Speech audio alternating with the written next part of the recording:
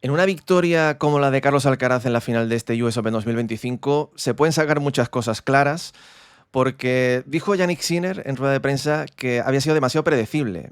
No sé yo si fue tanto que así, la cosa es que Carlos este partido se lo ha preparado concienzudamente, tanto él y su equipo, y al igual que hicieron cosas mal en Wimbledon, en esa final, o cosas que no hicieron, que no llevaron a cabo en esta final en Nueva York, las hizo y además las hizo perfectamente. Aquí vamos a hablar de 3 claves que ocurren en este partido para que Carlos Magic termine con la copa en sus manos. Fue un partido imperial de Carlos, pero alguno podrá pensar, bueno, es que a este nivel Carlos no le gana a nadie. Cuando siente así la bola es imparable. Y sí, evidentemente tú tienes que tener el talento y la capacidad de ejecutar golpes impresionantes y ser capaz de asfixiar constantemente a Sinner. Pero nada de eso sirve si no hay una buena preparación detrás, una buena táctica detrás.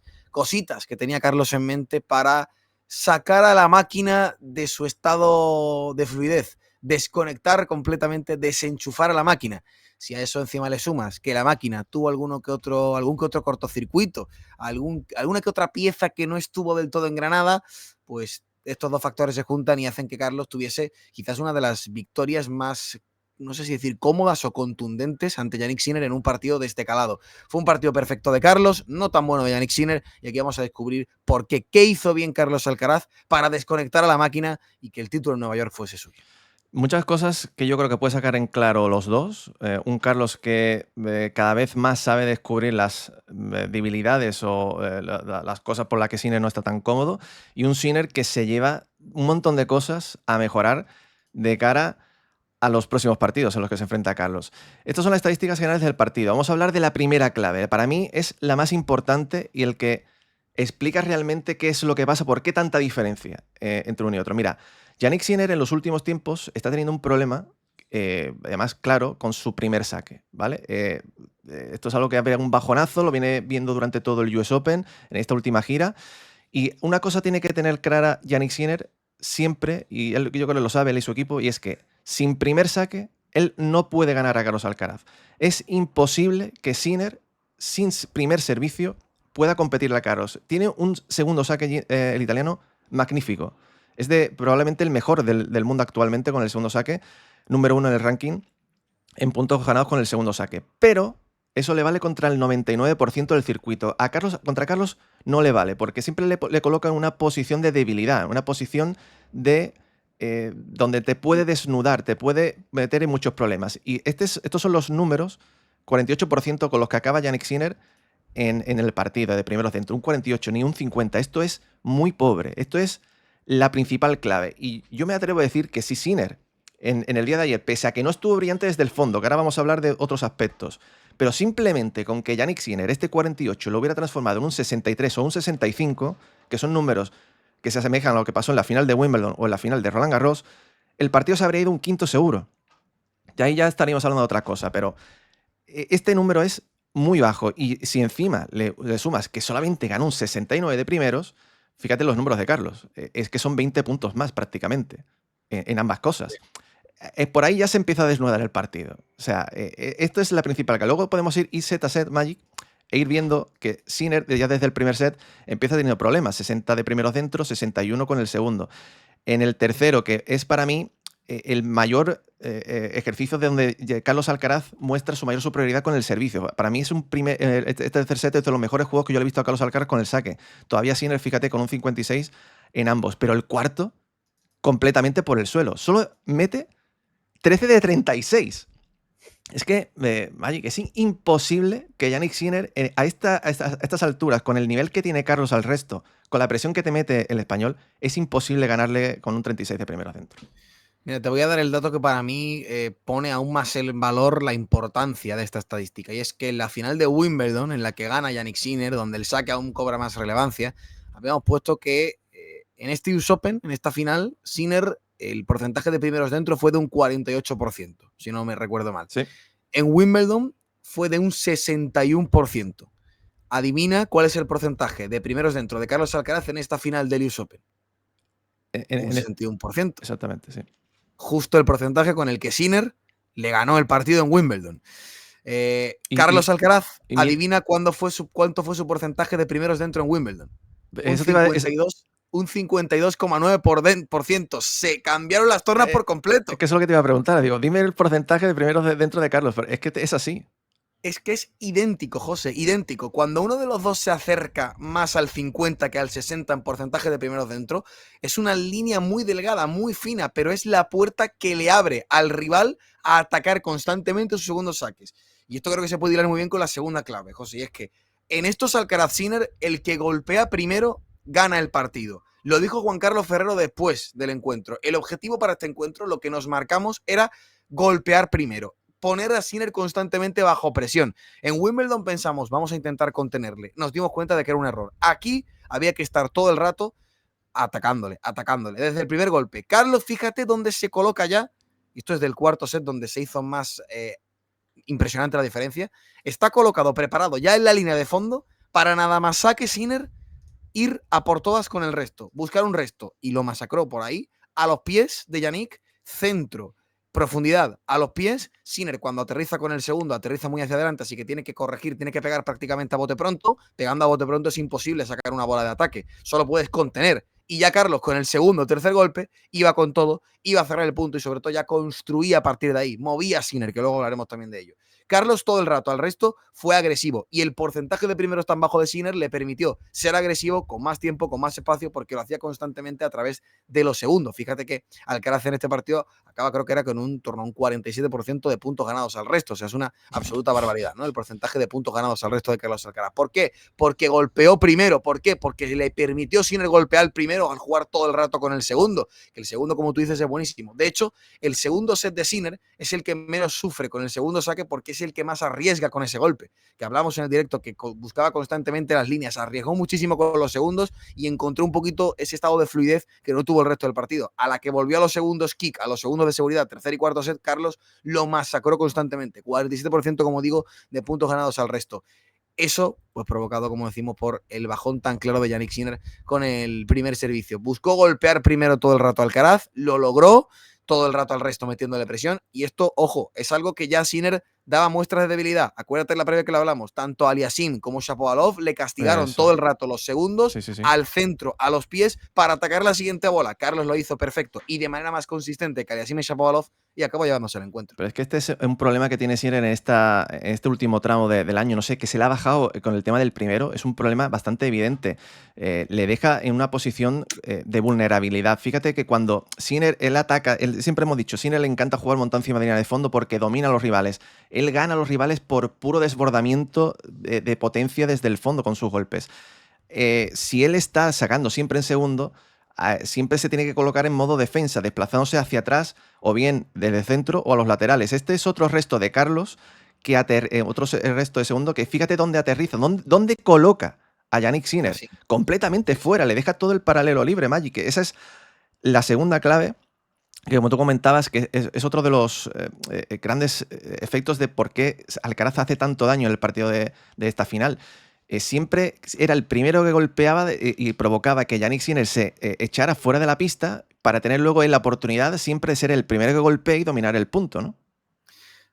Fíjate dónde aterriza Sinner después del resto de Alcaraz. O sea, lo tiene fuera no solo de la de fondo, lo tiene casi fuera del pasillo de dobles. Abre constantemente pista, ¿pero por qué? Porque, como decíamos antes, ¿no? Golpea primero, es capaz de colocarse él en la línea de fondo, en el centro de la pista, dominando. Gana a Sinner aplicándole un poco de su propia medicina, en cierto modo. Siempre hemos comentado que Yannick Sinner basa su superioridad en golpear desde el centro de la pista, ser muy económico en los esfuerzos y mover al rival, jugarle a potencia, a profundidad y que el rival esté constantemente ahogado. Si tú a Sinner le quitas esa zona clara de golpeo, que es el centro de la pista, que es la zona central, le abres a los lados, él desplazándose en carrera es muy bueno, pero es que Carlos ayer fue mejor que él desplazándose en carrera todavía, pegó más, tuvo más intención de atacar. Sinner no estuvo del todo fino con la derecha, pues Carlos le abría por la zona de la derecha, a uno y a otro, le hacía limpio parabrisas. Desde el resto inmediatamente le tiro un resto a los pies o le abro ángulo, como aquí vemos en esta captura, y ya Carlos, evidentemente, para ejecutar esto tienes que estar muy fino con los paralelos, pero Carlos es que también estuvo muy fino con los paralelos, es que lo hizo prácticamente todo de 10 el murciano. Entonces, le abres pista, le sacas de la zona central, le atacas con los paralelos, ya estás de nuevo atacando.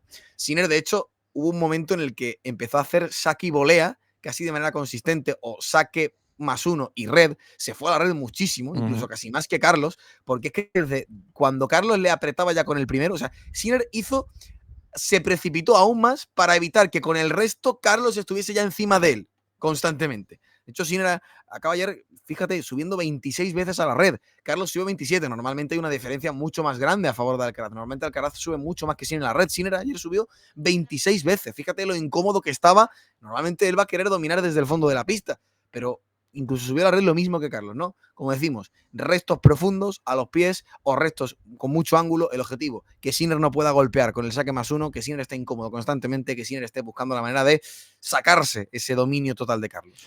Y vamos con la tercera clave, la que también es tremendamente importante y de un peso muy significativo, más allá del saque y de ese first strike, esa primera, ser el primero que golpee, que es la variación de juego, la variación de alturas, que decimos que era clave en el análisis cuando lo hicimos, que no estuvo en Wimbledon, nos sorprendió por la cantidad de puntos en los que Carlos entró en el palo-palo, en ese tipo de juego que tanto le interesa a Jannik Sinner, y ayer lo hizo, pero perfecto. Absolutamente perfecto. Hay 1000 ejemplos. Ya sabéis que lamentablemente no podemos poner puntos, pero este punto en concreto es un punto absolutamente aclaratorio de lo que es los cambios de altura. Estamos en un intercambio desde el fondo donde Jannik Sinner está muy cómodo. Ya veis que Carlos está mucho más atrás de la línea de lo que está Jannik Sinner, montado encima, dominando el punto. Entonces Carlos dice, no me interesa esto, ¿qué hago? Corto la pelota y provoca que Sinner se desplace a la zona del ángulo de su revés, se invierta de derecha para poner presión a Carlos de nuevo, la zona de revés, y Carlos vuelve de nuevo a cambiar ese ritmo con una bola muy alta, como si esto fuera tierra batida, una bola que fíjate dónde coloca a Jannik Sinner, completamente de nuevo fuera de la pista, fuera del centro, que es lo que a Sinner más le interesa, y le vuelve de nuevo a dejar todo el paralelo. Este punto es otro intercambio donde Alcaraz se golpea a su revés paralelo, sube a la red y termina con una dejada. Es para explicar un poco cómo el juego de Carlos es de variación, que esto no lo tiene prácticamente nadie, muy pocos jugadores, para poner en serio peligro a Jannik Sinner desde el fondo. Y esa manera de cambiar el ritmo de manera constante todo el rato, sin ningún tipo de miramiento, lo hizo perfecto, fue lo que provocó que al final del partido desde el fondo se lo llevase más el español. Cuando Jannik Sinner dice que tiene que ser más impredecible, yo creo que él piensa en este tipo de cosas, en que en mitad de un intercambio te cambie por completo, te rompa los esquemas, te juegue bolas con alturas y velocidades completamente diferentes. Y esto, como tú dices, es algo que muy pocos en el circuito pueden hacer más allá de Carlos Alcaraz. Echamos de menos los reveses cortados en la final de Wimbledon, pegó poquísimos, aquí pegó bastantes. Y no solo pegó reveses cortados, pegó también derechas con mucha altura que hacían a Sinner pegar a la altura del hombro. Aquí, ¿por qué es tan importante el revés cortado? ¿Por qué funciona también el revés cortado contra Sinner? Primero, porque a Sinner le obligas a golpear de abajo a arriba. En vez de la altura de la cintura, tienes que bajar el torso, flexionar y generar mucho más spin.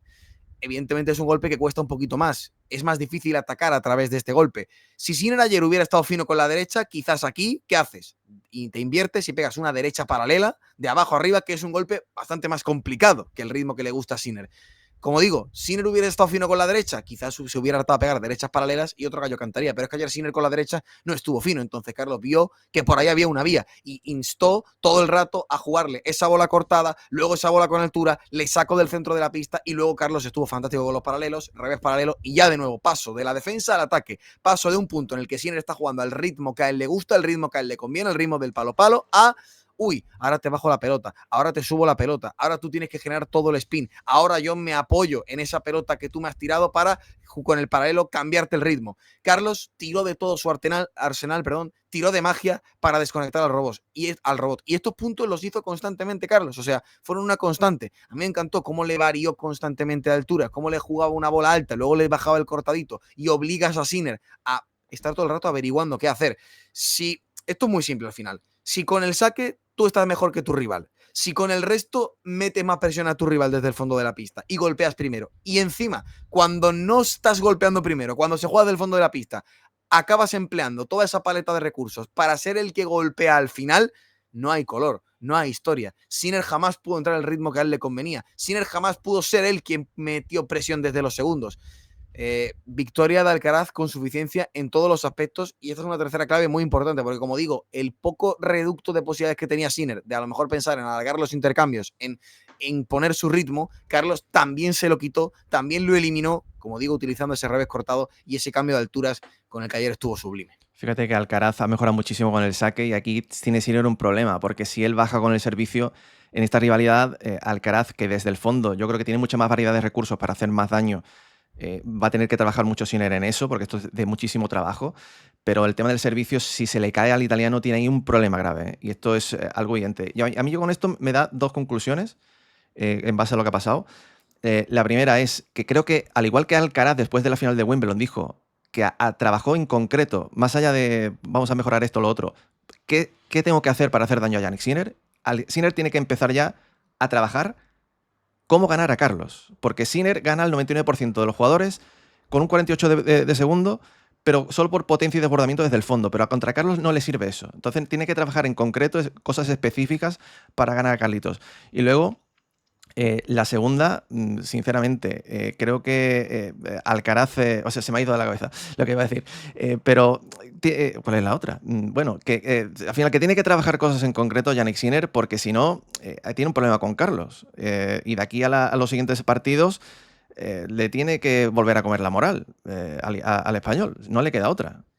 Yo recuerdo después de la final de Roma que Sinner, acuérdate, llegó con una mecánica, una postura al resto diferente a Roland Garros. Acuérdate que se colocaba casi de perfil para tratar de sacar 2-3 segunditos al resto y neutralizar el saque de Alcaraz, que en Roma le dio muchos problemas, y ser él quien golpease primero al resto. Yo ese cambio en la mecánica del resto no lo he vuelto a ver en todo el año. Es verdad que en Wimbledon, claro, no le hizo falta porque sacó mucho mejor que Alcaraz. Fíjate la diferencia que recordamos de primeros dentro en Wimbledon con respecto al US Open. O sea, cuando uno de los dos mete más de un 60% de primeros y el otro baja al 50%, el que mete más del 60% es el que gana, que es lo que pasa en este US Open, ¿no? Quizás a Sinner le toca ahora pues volver al laboratorio de ideas y trabajar en la derecha invertida paralela, cada vez que Carlos le tire ese cortado, pegar con más aceleración, ir con más intención, soltar un poquito más la mano, porque ayer la derecha de Sinner no estuvo todo el rato, cada vez que había intercambios de derecha y Carlos le jugaba para que se invirtiese derecha, no estuvo. De hecho, decíamos, igual Sinner tendría que dejar de invertirse y jugar todo el rato de revés.